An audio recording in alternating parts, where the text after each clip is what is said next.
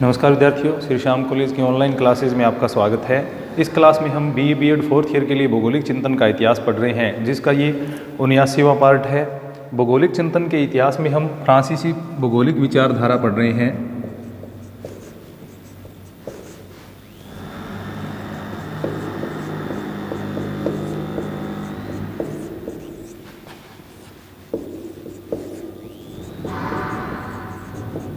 फ्रांसीसी school of geography, जिसके संस्थापक या मुख्य विद्वान या मुख्य भूगोलवेता फ्रांस के वाइडल डी ला ब्लास,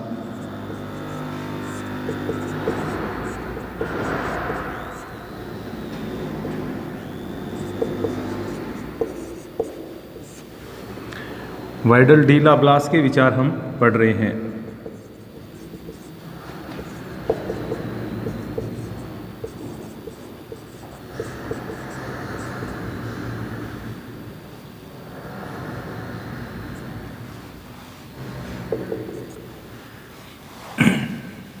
वाइडल डी ला ब्लास के विचार पढ़ रहे थे हम। इनका जन्म 1845 में हुआ। 1845 से 1918 इनका कार्यकाल रहा है।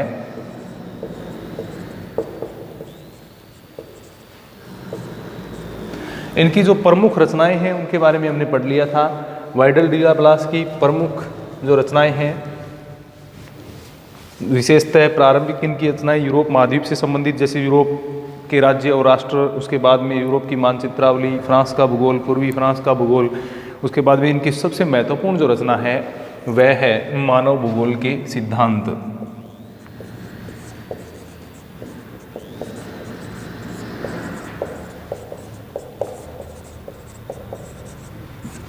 फ्रांस में आधुनिक भूगोल के संस्थापक या फ्रांस में मानव भूगोल के संस्थापक इनको कहा जाता है। मानव भूगोल के सिद्धांत, प्रिंसिपल्स ऑफ ह्यूमन ज्योग्राफी, इनके द्वारा ये पुस्तक लिखी गई और 1921 में इस पुस्तक का प्रकाशन है वो हुआ था इनके शिष्य डी मार्तेन के सहयोग से। इसके बाद में आती है ब्लास की विचारधारा, यानी ब्लास की रचनाएं हमने पढ़ ली हैं। अब ब्लास की विचारधारा किस प्रकार की थी उसके बारे में पढ़ेंगे।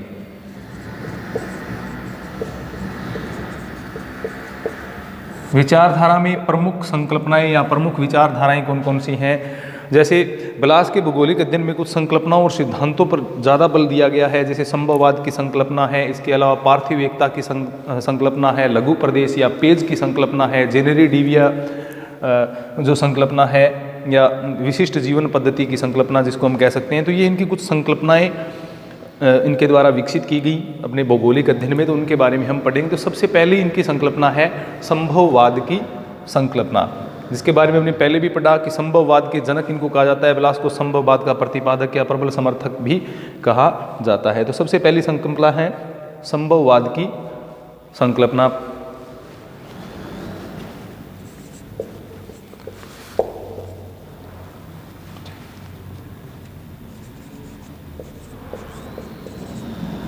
संभववाद की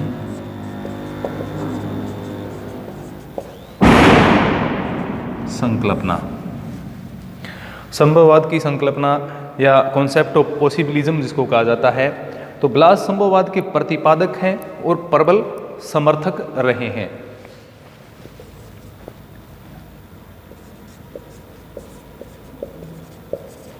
प्रतिपादक एवं प्रबल समर्थक।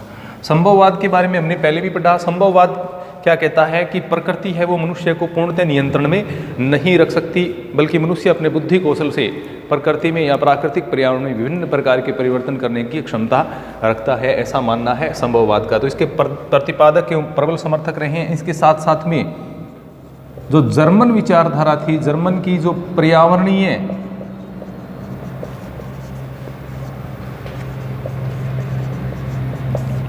नियतिवादी विचारधारा है, पर्यावरणीय नियतिवादी विचारधारा के कटु आलोचक इनको कहा जा सकता है, कटु आलोचक।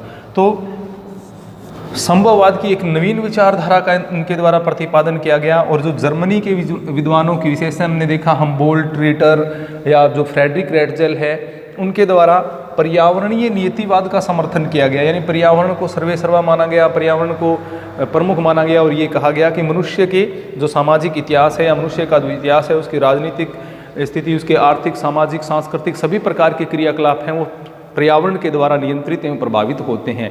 लेकिन यहाँ पर जो वाइडल डी लाप्लास हैं वो क्या मानते हैं, उन्होंने संभववाद की संकल्पना का विकास किया। उनके अनुसार मनुष्य प्रकृति में संशोधन कर सकता है, बदलाव उसमें कर सकता है। तो ये संभववाद की विचारधारा के प्रतिपादक एवं प्रबल समर्थक रहे हैं। जबकि पर्यावरणीय नियतिवाद जो है, जो कि एक जर्मन विचारधारा हम कह सकते हैं प्रारंभिक रूप से, उसकी ये जर्मन विचारधारा के कटु आलोचक इनको कहा जा सकता है। तो इनके द्वारा एक नई विचारधारा का प्रतिपादन किया गया था।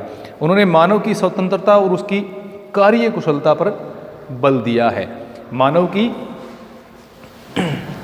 संभववादी विचारधारा क्या करती है, मानव की स्वतंत्रता एवं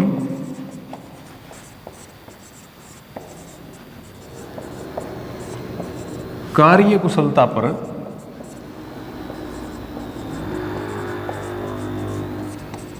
बल देती है। यानी संभववादी क्या मानते हैं, मानव स्वतंत्र है और एक कार्य कुशल प्राणी है और अपनी कार्य कुशलता के आधार पर वह प्रकृति के नियंत्रण में न रह करके उसमें सुधार करने का प्रयास है वो अनवरत करता रहता है।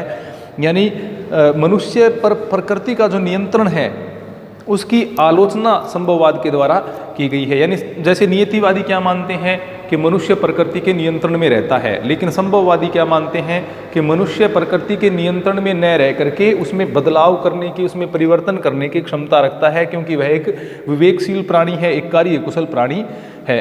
अब संभववादी विचारक जैसे वाइडल डी लाप्लास हैं, उनका मानना था कि मनुष्य पर्यावरण का एक शक्तिशाली कारक है। मनुष्य क्या है, पर्यावरण का एक शक्तिशाली कारक है। मनुष्य पर्यावरण का एक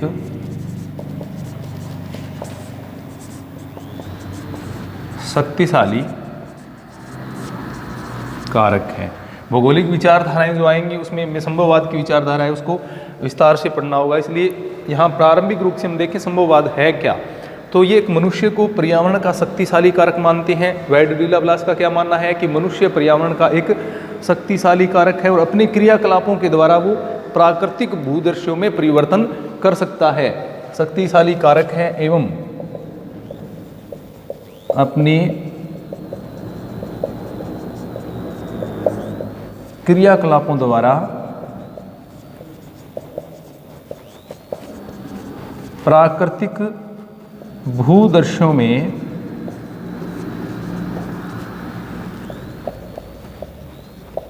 परिवर्तन कर सकता है।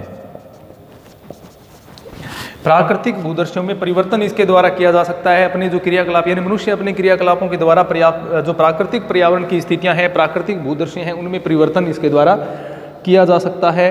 और जिससे क्या करता है, वो एक नवीन सांस्कृतिक भूदृश्य का निर्माण करता है, यानी प्राकृतिक भूदृश्यों में परिवर्तन कर सकता है तथा सांस्कृतिक भूदृश्यों का निर्माण करता है। जैसे मनुष्य के द्वारा जंगलों को साफ करते हुए उसमें सड़कें बनाना है, विभिन्न बस्तियों का बसाया जाना है, या ये कह सकते हैं जैसे मरुस्थलीय क्षेत्र हैं, मनुष्य ने क्या किया है, बांध बना करके नदियों के ऊपर वहाँ पर पानी को इकट्ठा किया, उससे नहरें निकाली और मरुस्थलीय क्षेत्रों तक नहरें पहुँचाई। अब इसके सांस्कृतिक भूदृश्य के परिवर्तन की अगर हम बात करें, प्राकृतिक भूदृश्य के परिवर्तन की बात करें, तो इंदिरा गांधी नहर का उदाहरण हम ले सकते हैं कि इंदिरा गांधी नहर का निर्माण करके जो थार का मरुस्थलीय क्षेत्र है उसको हरा भरा बनाने का कार्य है वो मनुष्य के द्वारा किया गया है। तो संभववादी विचारधारा इस प्रकार से कहती है कि मनुष्य है वो अपने क्रियाकलापों के द्वारा प्राकृतिक भूदृश्यों में परिवर्तन करता है और सांस्कृतिक भूदृश्यों का निर्माण उसके द्वारा किया जा सकता है। यानी मनुष्य ने जैसे नहरें बना करके मरुस्थलों को हरा किया, इसके अलावा जो प्रकृति ने प्राकृतिक सीमाएं बनाई हैं, जैसे नदियां हैं उनको पार करने के पुल बना लिए, या फिर जो पर्वतीय क्षेत्र हैं उनको पार करने के लिए पर्वतों को काटते हुए वहाँ से मार्ग बनाए, सुरंगों का निर्माण किया गया। तो ये सारी चीज़ें क्या करती हैं, यानी ये प्राकृतिक जो भूदृश्य हैं उनके अंदर मनुष्य के द्वारा परिवर्तन किए जा रहे हैं। ऐसा संभववादियों का मानना है कि मनुष्य प्राकृतिक भूदृश्यों में परिवर्तन करते हुए अपने सांस्कृतिक भूदृश्यों का विकास करता है। इसके बाद अपनी विवेकशीलता एवं कार्य कुशलता से प्राकृतिक तत्वों पर विजय प्राप्त करता है। अपनी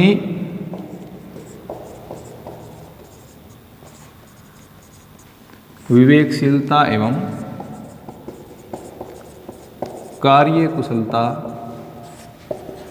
से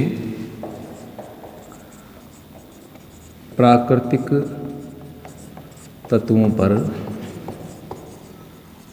विजय प्राप्त करता है। जैसे अत्यधिक गर्मी से बचने के लिए वातानुकूलित यंत्रों का निर्माण है, अत्यधिक सर्दी से बचने के लिए भी यंत्रों का निर्माण किया गया है। तो इस प्रकार से क्या है, जो पर्यावरणीय स्थिति है उससे बचने के लिए मनुष्य ने अपने विभिन्न तकनीकें विकसित की हैं अपनी विवेकशीलता एवं अपने कार्य कुशलता के आधार पर। तो ये जैसे लंबे चौड़े महासागरों को पार करने के लिए जलयानों का निर्माण किया गया है, इंजन वाले जलयानों का निर्माण किया गया है। इसके अलावा एक स्थान से दूसरे स्थान की प्राकृतिक बाधाओं को पार करते हुए मनुष्य ने हवाई जहाज़ का निर्माण किया, जिससे क्या पर्वत पठार सभी प्रकार की जो कलाकृतियाँ हैं, जो जलीय क्षेत्र हैं, उनको पार करते हुए एक महाद्वीप से दूसरे महाद्वीप में पहुंचा जा सकता है। तो ये क्या है, प्रकृति की जो सीमाएं हैं या प्राकृतिक तत्वों पर विजय प्राप्त करने के मनुष्य के सिंबल या मनुष्य की जो प्राकृतिक विजय के एक प्रकार से हम सबूत कह सकते हैं। जो कौन मानते हैं, ये संभववादियों के अनुसार ऐसा है कि मनुष्य ने प्राकृतिक तत्वों पर विजय प्राप्त की है। तो इसी विचारधारा को किसके नाम से जाना जाता है, संभववाद के नाम से जाना जाता है। यानी मनुष्य ने अपनी विवेकशीलता एवं कार्यशीलता से प्राकृतिक तत्वों पर विजय प्राप्त करता है, यही क्या कहलाता है, संभववाद इसको कहा जाता है। तो संभववादी विचारधारा क्या कहती है कि मनुष्य अपने विवेक एवं कार्य कुशलता के आधार पर, अपने मस्तिष्क की क्षमता के आधार पर प्रकृति पर विजय प्राप्त कर सकता है। इसी को संभववाद या पॉसिबिलिज्म कहा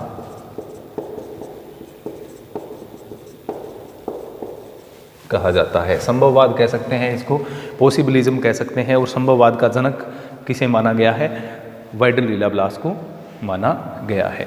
तो पहली विचारधारा है संभववादी विचारधारा, जिसकी कुछ हमने संभववाद के बारे में जाना, क्या है, प्राकृतिक तत्वों पर मनुष्य विजय प्राप्त कर सकता है, मनुष्य स्वतंत्र है, उसकी कार्य कुशलता पर ये बल देते हैं। पर्यावरण, मनुष्य पर्यावरण का एक शक्तिशाली कारक है जो अपने क्रियाकलापों के द्वारा प्राकृतिक भूदर्शियों में परिवर्तन करता है और सांस्कृतिक भूदर्शियों का विकास करता है। न केवल, यानी जैसे नियतिवादियों का मानना है कि मनुष्य प्रकृति के पूर्ण नियंत्रण में रहता है, लेकिन संभववादी क्या मानते हैं, मनुष्य प्रकृति के पूर्ण नियंत्रण में न रह करके एक कार्यकुशल होने के कारण उसमें विभिन्न प्रकार के परिवर्तन करता है। ब्लास के अनुसार मनुष्य स्वयं समस्या और हल दोनों ही है, और प्रकृति क्या है, उपदेशिका मात्र है। ब्लास क्या कहते हैं, मनुष्य समस्या एवं हल दोनों है।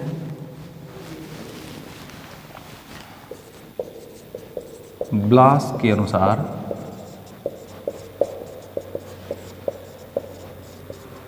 मनुष्य समस्या एवं हल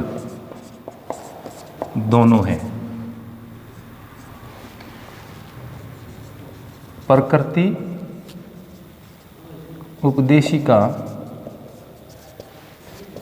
मात्र है, यानी प्रकृति संभावनाएं उपलब्ध करवा रही है। मनुष्य है वो समस्या भी है और उसका समाधान भी उसके पास है, यानी समस्याएं भी उसके द्वारा खड़ी की जाती हैं और उनका समाधान भी उसके द्वारा ढूंढ लिया जाता है। मनुष्य अपने विवेक, कौशल और क्रियाकलापों से अधिक महत्वपूर्ण,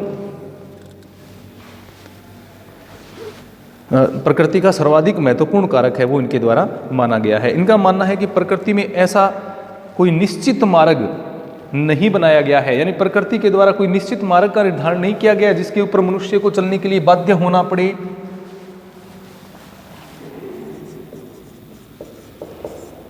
प्रकृति द्वारा किसी निश्चित मार्ग का निर्माण नहीं किया गया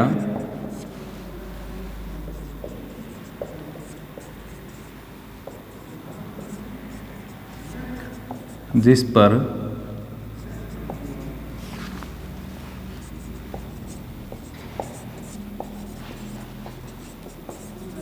चलने के लिए मनुष्य को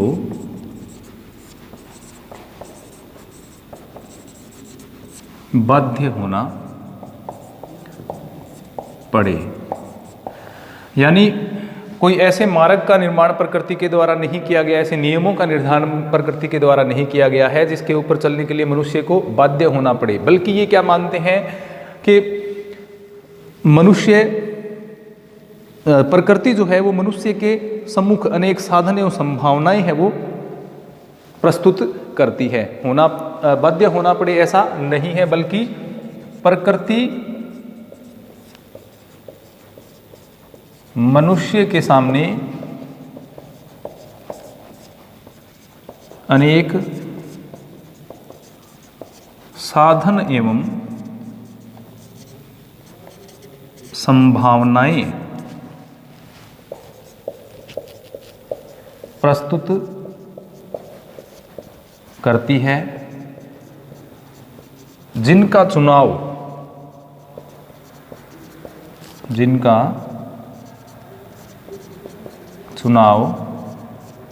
मनुष्य अपने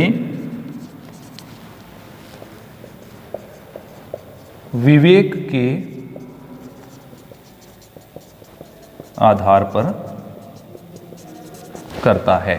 यानी विडाल डी लवलास क्या मानते हैं, प्रकृति द्वारा किसी निश्चित मार्ग का निर्माण नहीं किया गया है जिस पर चलने के लिए मनुष्य को बाध्य होना पड़े, बल्कि वे क्या कहते हैं, प्रकृति मनुष्य के सामने अनेक साधन एवं संभावनाएं, या ये हम कह सकते हैं अनेक विकल्प प्रस्तुत करती है, जिनका चुनाव मनुष्य अपने विवेक के अनुसार करता है। यानी जो उसके लिए उपयोगी है उसका चुनाव वो कर लेता है, जो उसके लिए उपयोगी नहीं है उसको वो छोड़ते हुए आगे बढ़ता है। तो जिसका प्रयोग करने के लिए या संभावनाओं का प्रयोग करने के लिए मनुष्य क्या है, स्वतंत्र है। तो सीधा सा कह सकते हैं कि मनुष्य के लिए प्रकृति का स्थान एक सलाहकार के रूप में है। मनुष्य के लिए प्रकृति क्या है, एक सलाहकार है, यानी वो उसको मार्ग दिखा सकती है, उसको सलाह प्रदान कर सकती है, लेकिन उसका चुनाव किसके द्वारा किया जाना है, मनुष्य के द्वारा। उसकी संभावनाओं का, उसके साधनों का चुनाव है वो मनुष्य के द्वारा ही किया जाएगा।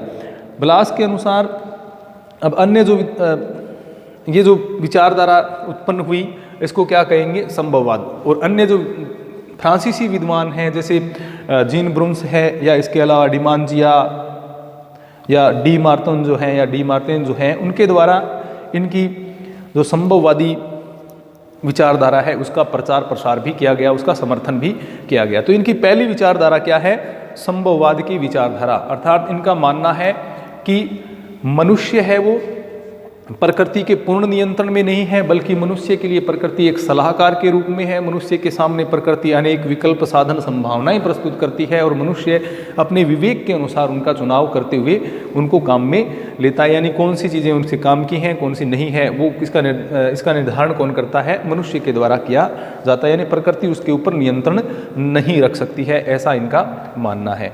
दूसरी इनकी विचारधारा है पार्थिव एकता की विचारधारा, जो कि हमने पिछली जो हम्बोल्ट, ग्लिटर या रैडजेल के विचार हैं वो भी पार्थिव एकता की विचारधारा में मिलते जुलते हैं। वहाँ भी हमने पार्थिव एकता की विचारधारा के बारे में पढ़ा था। प्रिंसिपल ऑफ टेरेस्ट्राइल यूनिटी या टेरेस्ट्रियल यूनिटी, पार्थिव एकता का सिद्धांत, ये भी इनकी विचारधारा का प्रमुख एक अंग है। पार्थिव एकता का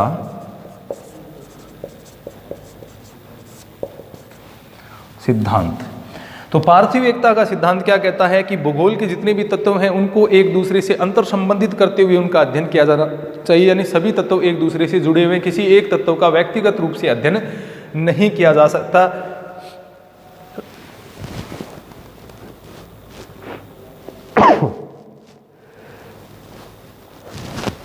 किसी भी तत्व का पृथक अध्ययन है वो नहीं किया जा सकता। यानी ब्लास पार्थिव एकता या अंतर संबंध के सिद्धांत में विश्वास रखते हैं और भौगोलिक जो प्रगति है उसमें पार्थिव एकता का प्रमुख विचार उनके अनुसार है। उनका कहना है कि मानव भूगोल के तत्व पार्थिव एकता से संबंधित हैं।